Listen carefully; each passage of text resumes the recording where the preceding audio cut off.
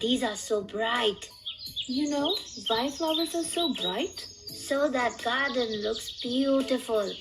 You're right. But they are also bright so that they can attract insects and birds towards them. If birds and insects won't come, the anther won't fall in stigma. It is not anther. These are pollens which are there on anthers. What is pollen? Jimmy, these are powder-like things. They get stuck to insects' wings. And then pollen falls on stigma. From stigma, it goes into style. From there, it enters ovary where there are small eggs. Pollen and eggs combine together to make fruit. My teacher told me that this is called pollination. Correct. This pollen entering ovary is called pollination. And fruits and seeds are made because of this. So new seeds are made due to pollination. Pollination is very important, and due to pollination, new seeds are made and new plants come to the world. Oh, see, a bee is coming to drink the nectar. See, some pollen is sticking on her wings. Oh, now it has fallen down in stigma. Oh, these are seeds in the fruit. Yes, from these seeds only, new plants come. So Miss Santos just showed us a really great video all about pollination. Can you say that word with me? Pollination. One more time. Pollination. Great job. So today's question of the day is, what is pollination? So I know you just watched a little bit of the video, so you have a little bit better of an idea of what that big word means. And our learning target for the day is I can talk to you about pollination. So, as you've seen in the video, a bee or another type of insect landed on a flower. And on the flower, there was like a powder-like substance. And it got stuck onto the bee's body. So when the bee flew to another flower and landed there, and it dropped off some of the pollen from the other flower, it created, over time, seeds, or it can create fruit too. Now, when it creates the seeds, we take the seeds and we plant them, and there becomes more flowers. But if it becomes fruit, we could just take it off the tree or the plant and just eat it. So we eat fruit just like some insects like sweet stuff like fruit.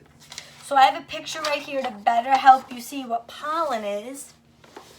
And if you look really closely, you're going to look at the orange. So there's 1, 2, 3, 4, 5, and 6 at the top.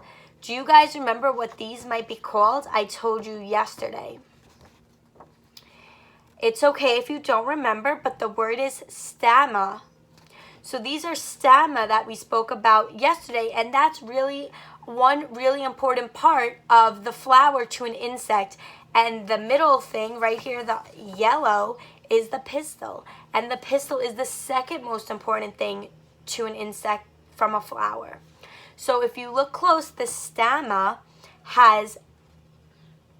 it looks like powder, which is pollen. And this stuff gets stuck onto the insects, so such as butterflies and bees, because that's where we really see a lot of the insects, such as butterflies and bees, are normally in flowers. And when this pollen, also known as like powdery, gets stuck to them and they fly to another flower, it mixes the pollen and it creates seeds, and also it creates fruit, which insects like to eat. And seeds, when that happens, you could just replant the seeds and make more beautiful, pretty flowers.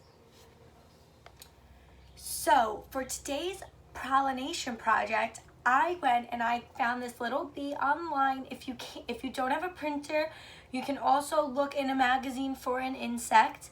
Once you find the insect, you're going to print it out, you're going to cut it out, and I put mine on a toothpick. I don't know if you can see, but my bumblebee is on a toothpick. I then went and got a water bottle and I turned it into a flower and I gave it some pink and yellow petals. So my water bottle I found from my recycle garbage. And the petals I created out of construction paper. And I really like those. I really want to create a colorful flower, and I think I did a good job. So for this project, you're going to take your bee. Oh, and you can also use cotton balls.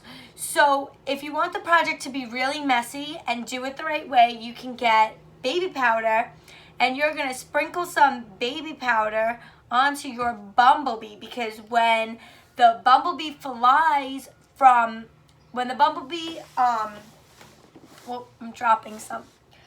When the bumblebee gets to a flower, the pollen is like powder-like, just like this baby powder.